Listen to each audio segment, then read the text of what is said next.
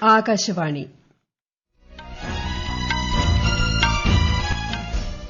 നമസ്കാരം. വാർത്തകൾ വായിക്കുന്നത് ബിന്ദു.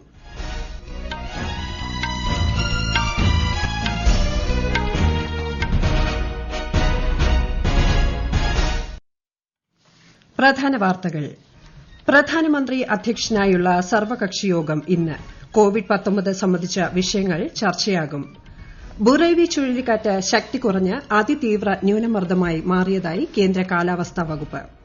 ഇന്ത്യ ചൈന അതിർത്തിയിൽ സമാധാനം നിലനിർത്തുന്നതിന് നയതന്ത്ര സൈനിക വിഷയങ്ങളിൽ ആശയവിനിമയം തുടരണമെന്ന് കേന്ദ്രം. രാജ്യത്തെ കോവിഡ് മുക്തി നിരക്ക് 94.11%. ഇന്ത്യ ഓസ്ട്രേലിയ ട്വന്റി പരമ്പര ഇന്ന് കാൻബറയിൽ തുടങ്ങും. വാർത്തകൾ വിശദമായി.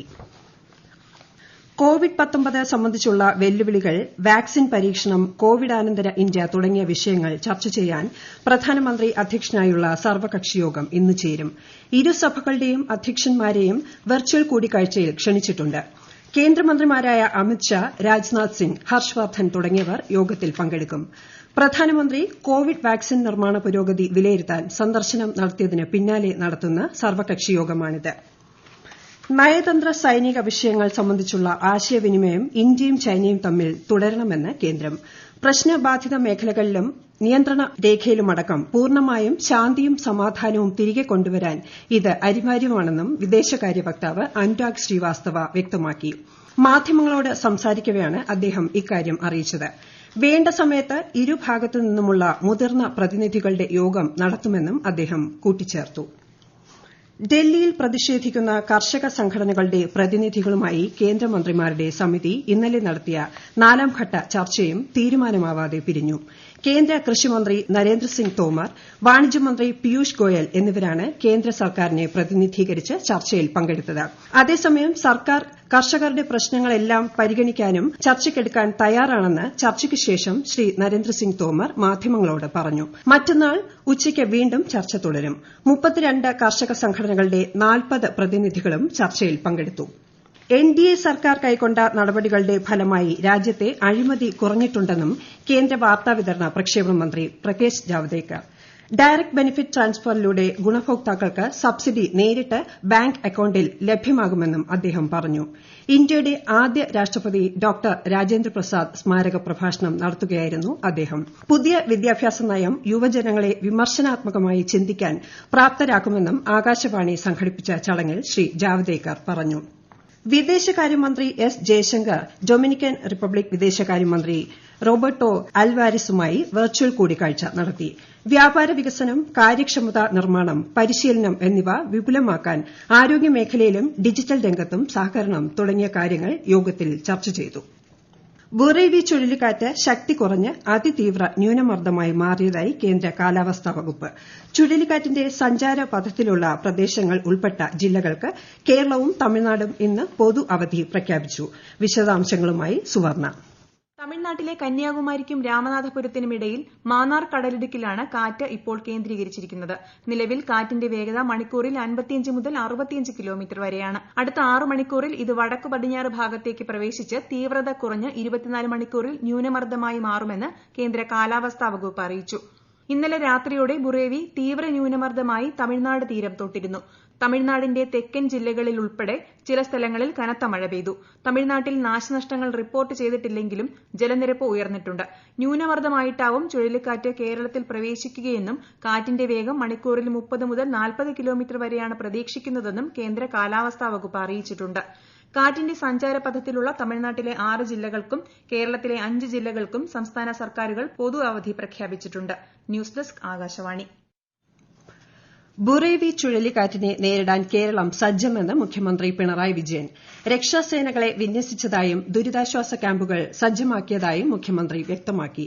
ചുഴലിക്കാറ്റും മഴയും മൂലമുണ്ടാകുന്ന ആരോഗ്യ പ്രശ്നങ്ങൾ നേരിടാൻ ആരോഗ്യവകുപ്പ് ജാഗ്രതാ നിർദ്ദേശം പുറപ്പെടുവിച്ചിട്ടുണ്ട്. ബുറേവി ചുഴലിക്കാറ്റിന്റെ പശ്ചാത്തലത്തിൽ തിരുവനന്തപുരത്ത് ഇന്ന് അവധി പ്രഖ്യാപിച്ചിട്ടുണ്ടെങ്കിലും തദ്ദേശ തെരഞ്ഞെടുപ്പുമായി ബന്ധപ്പെട്ട എല്ലാ പ്രവർത്തനങ്ങളും തടസ്സമില്ലാതെ നടക്കുമെന്ന് ജില്ലാ തെരഞ്ഞെടുപ്പ് ഓഫീസർ കൂടിയായ കളക്ടർ ഡോക്ടർ നവ്ജോത് സിംഗ് ഖോസ അറിയിച്ചു. ഈ വാർത്തകൾ ആകാശവാണിയിൽ നിന്ന്. കൊറോണ ആശങ്കയല്ല, ജാഗ്രതയാണ് വേണ്ടത്. കേന്ദ്ര ആരോഗ്യ മന്ത്രാലയം പുറപ്പെടുവിക്കുന്ന നിർദ്ദേശങ്ങൾ.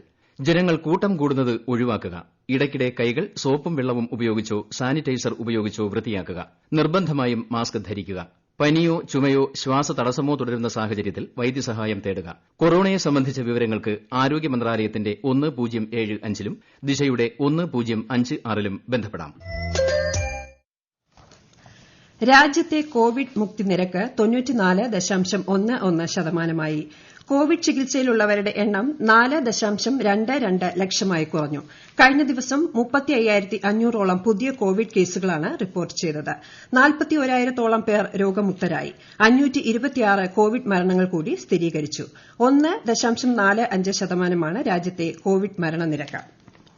കേരളത്തിൽ ഇന്നലെ 5,590 പേർ കോവിഡ് മുക്തി നേടി. അതേസമയം 5,376 പേർക്ക് കോവിഡ് സ്ഥിരീകരിക്കുകയും ചെയ്തു. 31 കോവിഡ് മരണങ്ങളും ഇന്നലെ സ്ഥിരീകരിച്ചു. 60,476 സാമ്പിളുകൾ പരിശോധിച്ചപ്പോൾ 8.89% പോസിറ്റിവിറ്റി നിരക്ക്. മലപ്പുറം, തൃശൂർ, കോഴിക്കോട് ജില്ലകളിലാണ് ഏറ്റവും കൂടുതൽ രോഗബാധിതരുള്ളത്. 61,209 പേരാണ് കേരളത്തിൽ ചികിത്സയിലുള്ളത്. ലോകത്ത് ഇതുവരെ കോവിഡ് സ്ഥിരീകരിച്ചവരുടെ എണ്ണം 6,55,00,000 കവിഞ്ഞു. 15 ലക്ഷത്തിലധികം പേർ ഇതുവരെ കോവിഡ് ബാധിച്ച് മരിച്ചിട്ടുണ്ട്. 1,86,00,000 പേർ ചികിത്സയിലുണ്ട്. 4,53,00,000 പേർ രോഗമുക്തരായി. ജമ്മു കശ്മീരിലെ ജില്ലാ വികസന സമിതികൾ അടക്കമുള്ള തദ്ദേശ തെരഞ്ഞെടുപ്പിന്റെ 3ാം ഘട്ട പോളിംഗ് ആരംഭിച്ചു. രാവിലെ 7 മണി മുതൽ 2 വരെയാണ് വോട്ടെടുപ്പ്. 305 സ്ഥാനാർത്ഥികളാണ് മത്സരരംഗത്തുള്ളത്. റിസർവ് ബാങ്ക് ഇന്ന് പുതിയ ധന അവലോകന നയം പ്രഖ്യാപിക്കും. ബുധനാഴ്ച ആരംഭിച്ച 3 ദിവസത്തെ ധനനയ അവലോകന യോഗത്തിലാണ് ഇതു സംബന്ധിച്ച തീരുമാനം കൈക്കൊള്ളുന്നത്. അവലോകന യോഗത്തിൽ നിരക്കുകൾ RBI മാറ്റമില്ലാതെ നിലനിർത്തുമെന്നാണ് വിദഗ്ധർ പ്രതീക്ഷിക്കുന്നത്. 1971-ൽ പാകിസ്ഥാൻ നൽകിയ ക്രൂരമായ പീഡനങ്ങൾ ബംഗ്ലാദേശിന് മറക്കാനാകില്ലെന്ന് പ്രധാനമന്ത്രി ഷെയ്ഖ് ഹസീന. പാകിസ്ഥാൻ ഹൈക്കമ്മീഷണർ ഇമ്രാൻ അഹമ്മദ് സിദ്ദിഖിയുമായി ഔദ്യോഗിക വസതിയിൽ വെച്ച് നടന്ന കൂടിക്കാഴ്ചയ്ക്കിടെയാണ് പ്രധാനമന്ത്രി ഷെയ്ഖ് ഹസീന അഭിപ്രായം പങ്കുവച്ചത്. ചൈനയിലെ ഭരണകക്ഷിയായ ചൈനീസ് റൂളിംഗ് കമ്മ്യൂണിസ്റ്റ് പാർട്ടി അംഗങ്ങൾക്കും അവരുടെ കുടുംബാംഗങ്ങൾക്കും അമേരിക്കയിലേക്കുള്ള യാത്രാ നിയന്ത്രണം സംബന്ധിച്ച് അമേരിക്കൻ പ്രസിഡന്റ് ഡൊണാൾഡ് ട്രംപ് പുതിയ നിയമം പുറപ്പെടുവിച്ചു. പാർട്ടി അംഗങ്ങൾക്കും അവരുടെ കുടുംബാംഗങ്ങൾക്കും യാത്രാ വിസയുടെ കാലാവധി പരമാവധി 10 വർഷത്തിൽ നിന്ന് 1 മാസമായി പരിമിതപ്പെടുത്തിയിട്ടുണ്ട്. നിയമം അടിയന്തരമായി പ്രാബല്യത്തിൽ വരുമെന്ന് അമേരിക്കൻ സ്റ്റേറ്റ് ഡിപ്പാർട്ട്മെന്റ് വക്താവ് അറിയിച്ചു. $1 ദശലക്ഷം അന്താരാഷ്ട്ര പുരസ്കാര നിറവിൽ മഹാരാഷ്ട്രയിലെ യുവ അധ്യാപകൻ രഞ്ജിത് സിംഗ് ഡിസലെ. പെൺകുട്ടികളുടെ വിദ്യാഭ്യാസം പ്രോത്സാഹിപ്പിക്കുന്നതിന് നടത്തിയ പ്രവർത്തനങ്ങളുടെ മികവിനാണ് അംഗീകാരം. ആഗോളതലത്തിൽ തിരഞ്ഞെടുക്കപ്പെട്ട 10 പേരിൽ നിന്നാണ് രഞ്ജിത് സിംഗ് വിജയിയായത്. ഇന്ത്യ ഓസ്ട്രേലിയ ട്വന്റി പരമ്പര ഇന്ന് കാൻബറയിൽ ആരംഭിക്കും. 3 മത്സരങ്ങളുള്ള പരമ്പരയിൽ ഓസ്ട്രേലിയൻ ടീമിനെ ആരോൺ ഫിഞ്ചും ഇന്ത്യൻ ടീമിനെ വിരാട് കോഹ്ലിയും നയിക്കും. അടുത്ത മത്സരം മറ്റന്നാൾ ഡിസ്നിയിൽ നടക്കും. ഇരു ടീമുകളും 4 ടെസ്റ്റ് മാച്ചുകളും കളിക്കും. ആദ്യത്തെ ടെസ്റ്റ് ഈ മാസം 17-ന് ആരംഭിക്കും. ISLൽ ഇന്ന് നടക്കുന്ന മത്സരത്തിൽ ചെന്നൈയിൻ FC ബംഗളൂരു FCയെ നേരിടും. ബാംബുലിം GMC സ്റ്റേഡിയത്തിൽ രാത്രി 7:30-നാണ് മത്സരം. ഇന്നലെ നടന്ന മത്സരത്തിൽ ഒഡീഷയെ എതിരില്ലാത്ത 1 ഗോളിന് കീഴടക്കി മോഹൻ ബഗാൻ വിജയിച്ചു. റോയ് കൃഷ്ണയാണ് ടീമിനായി ഗോൾ നേടിയത്. വിജയത്തോടെ 3 മത്സരങ്ങളിൽ നിന്നും 9 പോയിന്റുകളുമായി മോഹൻ ബഗാൻ പോയിന്റ് പട്ടികയിൽ ഒന്നാമതെത്തി. പ്രധാന വാർത്തകൾ വീണ്ടും. പ്രധാനമന്ത്രി അധ്യക്ഷനായുള്ള സർവകക്ഷി യോഗം ഇന്ന്. കോവിഡ്-19 സംബന്ധിച്ച വിഷയങ്ങൾ ചർച്ചയാകും. ബുറേവി ചുഴലിക്കാറ്റ് ശക്തി കുറഞ്ഞ് അതിതീവ്ര ന്യൂനമർദ്ദമായി മാറിയതായി കേന്ദ്ര കാലാവസ്ഥാ വകുപ്പ്.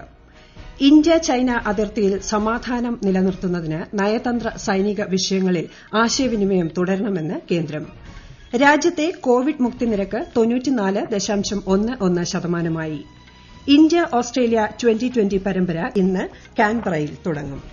വാർത്തകൾ കഴിഞ്ഞു. ഞങ്ങളുടെ വാർത്തകളും വാർത്താ അധിഷ്ഠിത പരിപാടികളും all India radio news Thiruvananthapuram എന്ന യൂട്യൂബ് ചാനലിൽ ലഭ്യമാണ്.